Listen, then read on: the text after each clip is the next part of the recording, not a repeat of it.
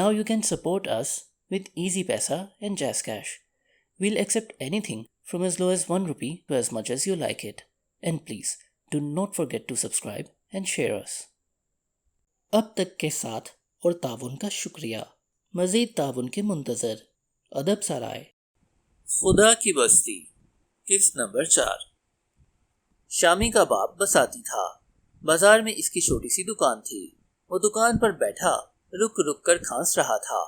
शामी पहुंचा तो बाप ने सिर्फ तीखी नजरों से देखा मगर कोई बात नहीं की। शामी ने खुदा का लाख लाख शुक्र अदा किया कि मुसीबत इसके सर से साफ टल गई। वो खामोशी से दुकान पर जाकर बैठ गया। इस वक्त दुकान पर कोई ग्राहक नहीं था। जरा देर बाद 7-8 साल की एक लड़की सीप के बटन खरीद कर ले गई मगर थोड़ी ही देर बाद वापस आ गई। कहने लगी, सीप के नहीं प्लास्टिक के बटन चाहिए हैं। शामी ने प्लास्टिक के बटन दे दिए मगर चंद मिनट बाद ही लड़की फिर मौजूद थी। इस दफा इसे बड़े बटन दरकार थे। शामी ने बटन तो दे दिए मगर जलकर इसके हाथ में चुटकी भर ली। वो तिल मिलाकर चीखी तो बाप को भी इसकी इस हरकत का पता चल गया। इसने गुस्से से आंखें निकालकर कहा, अबे ओ हराम के तुखम, तो अपनी हरकतों से बाज नहीं आएगा। वो देर तक गालियां देता रहा और शामी खामोश बैठा गालियां सुनता रहा। इसका बाप दमे का मरीज था। वो दुकान पर बैठा तमाम दिन खांसता रहता या शामी को गालियां देता। ज्यादा गुस्सा आता तो 2-4 थप्पड़ रसीद कर दिए, एक आध लात टिका दी। दोपहर का सन्नाटा रफ्ते रफ्ते बाजार में फैलने लगा था। ग्राहकों की आमदोरफ्त कम हो गई थी। दुकानदार लापरवाही से बैठे बातें कर रहे थे या ऊँग रहे थे। शामी का बाप तो यूं भी हर वक्त मजहूलों की तरह पड़ा रहता था। इस वक्त भी वो आंखें बंद किए पड़ा था। इसी अस्ता में बराबर वाली दुकान के बसाती ने खंखार कर इसे मुखातिब किया, अमा दिलावर खान जमती है। ये जुआ खेलने की दावत थी। शामी के बाप ने फौरन जवाब दिया, यहाँ कब इनकार है। वो बोला, तो फिर निकालो रकम। शामी के बाप ने गले से रुपया निकाला। लो, ये रही रकम। दोनों ने 1-1 रुपया निकाला। अपना अपना रुपया साबुन से अच्छी तरह धोकर साफ किया और दुकान की गद्दी के सामने एक साफ जगह पर रख दिया। दोनों जरा हटकर पास पास बैठ गए और पूरी तवज्जो से देखने लगे कि मक्खी किसके रुपए पर बैठती है। शर्त ये बदी गई कि जिसके रुपए पर पहले मक्खी बैठ जाए वो दोनों रुपए उठा ले। कुछ ही देर बाद एक मक्खी उड़ती हुई आई। शामी का बाप गर्दन हिलाकर कहने लगा, आओ आओ जानी, इधर आओ। दूसरी तरफ से भी ऐसी ही आवाज आई, इधर कहाँ चली छबीली, इधर आओ जानेमन, इधर आओ। मक्खी इस वक्त शामी के बाप के रुपए पर मंडला रही थी। वो मुस्कुराते हुए गोया हुआ, वो आई, शेख जी, आज तो दोनों रुपए अपनी जेब में गए। शेख जी ने फौरन कहा, जरा देखो देखो तेल की धार। मगर इसका चेहरा फक होता जा रहा था, इसलिए कि मक्खी ने इसके रुपए की जानिब रुख ही नहीं किया। मक्खी भी बड़ी सितम ज़रीफ थी। शामी के बाप के रुपए पर बराबर मंडलाती जा रही थी मगर बैठी नहीं। शामी के बाप के दिल की धड़कन कई बार तेज हुई, कई बार मुसरत से इसकी आंखें चमकी मगर बात ना बनी। उधर शेख साहब की हालत दुगर गूं थी। मक्खी दूसरी ही तरफ चक्कर काट रही थी। एक बार भी इधर का रुख ना किया मगर वो ये कहकर अपने दिल को ढारस देता रहा, भाई वो बैठेगी तो इसी रुपए पर, बड़ी खरी कमाई का रुपया है। शामी का बाप बिगड़ कर बोला, और यहाँ तो हराम की रकम आती है, इसका तो अभी पता चल जाएगा। इस तरह शेखी भगाड़ने से काम नहीं चलेगा। गुमटी वाले शादी से रुपया पढ़वा कर लाओ, तब शायद कुछ हो जाए। ये रुपया तो समझ लो अपनी जेब में आ गया। मगर इसका सारा तनतना धरा का धरा रह गया। मक्खी एक बार फुर से उड़ गई। शामी का बाप चलकर बोला, धत तेरे की। इसने मक्खी को एक अदद गाली दे डाली। शेख जी ने फौरन जलती आग पर तेल छिड़का, मैं तो पहले ही कह रहा था, अब चाहे तुम गाली दो या टसवे बहाओ, वो तुम्हारे रुपए पर बैठने के लिए आई ही नहीं थी। दोनों बच्चों की तरह चहलें कर रहे थे, एक दूसरे पर चोटें कस रहे थे। इसी असना में मक्खी फिर भिनभिनाती हुई आ गई। वही थी या कोई दूसरी, लेकिन इस दफा जो आई तो सीधी शेख जी के रुपए की तरफ। वो इस तरह चमकारने पुचकारने लगा जैसे वो वाकई इसकी बातें सुन रही हो। आ मेरी जान, एक बार तो कलेजा ठंडा कर दे। मक्खी वाकई इसके चमकारने में आ गई। इसने एक बार पर समेटे और ऐन इसके रुपए के ऊपर आ गई। इस वक्त शामी के बाप को खांसी का ठसका लगा और वो खू खू करके जोर जोर से खांसने लगा। मक्खी फौरन उड़ गई। शेख जी ने झुंझलाकर कहा, लगे तुम चोटापन करने, उड़ा दिया खांस कर। अमा खांसी आ गई तो मैं क्या करूं? शामी का बाप ढिठाई से हंसने लगा। कुछ खुदा के गजब से डरो, جھوٹ بولتے شرم نہیں آتی، جان بوجھ کر کھانستے تھے۔ بات بھی دراصل یہی تھی۔ شامی کا باپ مکھی بگانے کے لیے کھانسا تھا، مگر یہ چال بازی وہ تسلیم کیسے کرتا؟ صاف مکر گیا۔ اماں، کھانسی کا تو بہانہ ہو گیا، وہ تمہارے روپے پر بیٹھنے والی کب تھی؟ دونوں بڈھوں میں ایک بار پھر نوک جھوک شروع ہو گئی۔ شامی ان کی حرکتیں بڑی دلچسپی سے دیکھتا رہا۔ روزانہ دوپہر کو عام طور پر اسی طرح جوا ہوتا، مگر ہار جیت کی نوبت شاذ و نادر ہی آتی۔ البتہ دونوں میں تکرار ہر بار ہوتی، اکثر گالی گلوچ بھی ہوتی، مگر دوسرے روز جہاں دوپہر ہوتی دونوں کو ہڑک اٹھتی، روپے نکالے جاتے اور صابن سے دھو کر رکھ دیے جاتے تھے۔ مکھی شیخ جی کے روپے سے اڑ کر ایسی گئی کہ پھر نہ لوٹی۔ کسی دوسری مکھی نے بھی ادھر کا رخ نہ کیا۔ دوپہر کا سناٹا اور بڑھ گیا، بازار کی رونق مزمحل ہو گئی۔ دونوں بیٹھے بیٹھے اونگنے لگے۔ انہوں نے اپنے اپنے روپے اٹھائے، آنکھیں بند کی اور تھکے ہوئے سے لیٹ گئے۔ دھوپ اب سامنے کے رخ پر آ گئی تھی۔ دوپہر کے سناٹے میں کبھی کبھی کوئی گاڑی پہیے کھڑکھڑاتی ہوئی گزر جاتی۔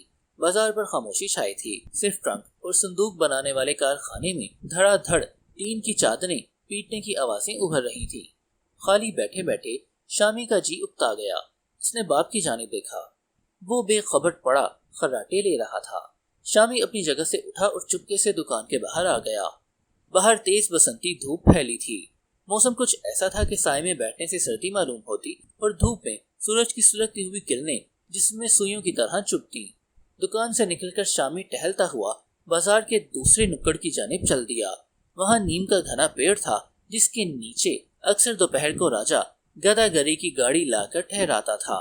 دونوں دھوپ میں بیٹھ کر جسموں کو حرارت پہنچاتے اور کپڑوں سے جوئیں نکال کر مارتے تھے۔ راجا اس وقت مل جاتا تو وہ اس کے ساتھ بیٹھ کر سگریٹ کے 2-4 کش لگا لیتا۔ وہ کچھ ہی دور گیا تھا کہ یکایک بازار کے درمیان سے مڑنے والی گلی میں ملی جلی آوازوں کا شور ابھرا۔ شامی لپک کر گلی کے اندر گھس گیا۔ دیکھا مسجد کے دروازے پر لوگوں کا ہجوم ہے۔ اس نے ایک شخص سے پوچھا، کیا ہو گیا؟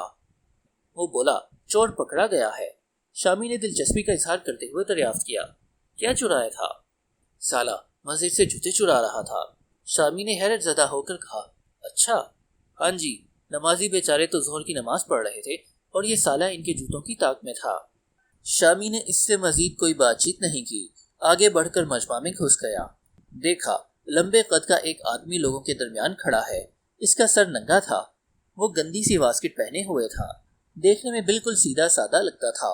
شامی حیرت سے آنکھیں پھاڑ کر اسے ڈھونڈنے لگا، اس لیے کہ وہ صرف چور ہی نہیں تھا بلکہ اس نے اللہ میاں کے گھر میں چوری کی تھی۔ ابھی وہ چور کا جائزہ لے رہا تھا کہ ہجوم میں سے ایک ٹھنگنا آدمی تہمت سنبھالتا ہوا نکلا اور اچھل کر چور کے منہ پر کس کے تھپڑ رسید کیا۔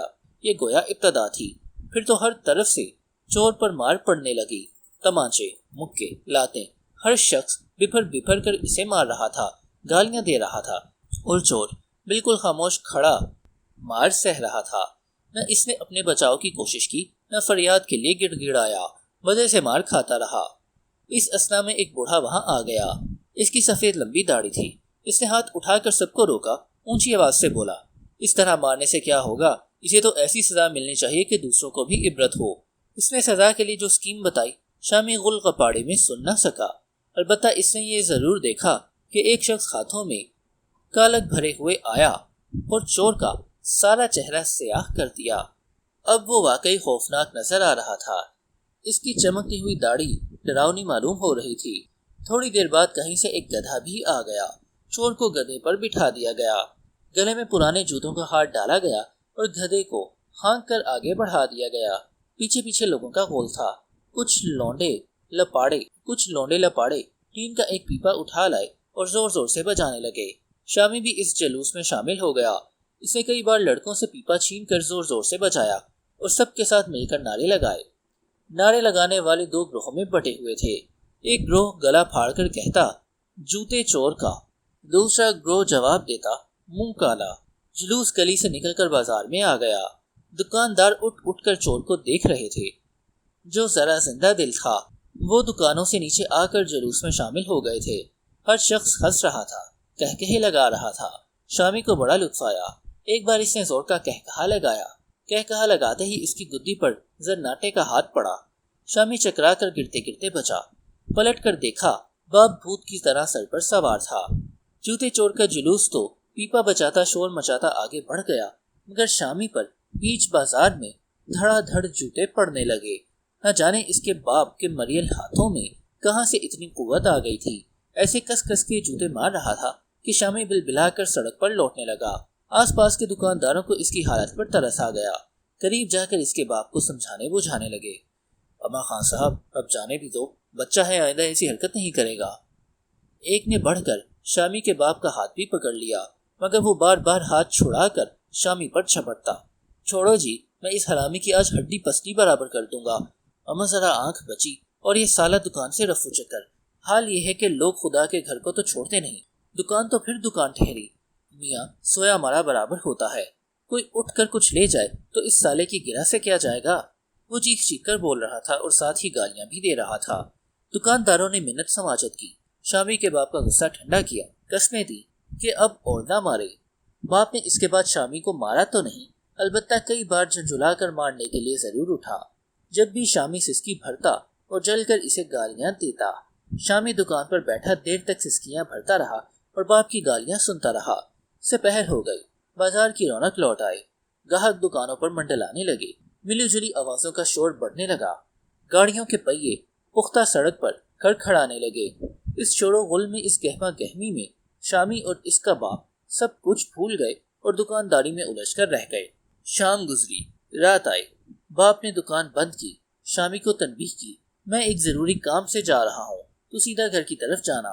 شامی دکان سے نکل کر باپ کی ہدایت کے مطابق گھر کی جانب روانہ ہوا۔ راستے میں نوشا سے مٹ بھیڑ ہو گئی۔ اس وقت وہ اترا کر چل رہا تھا۔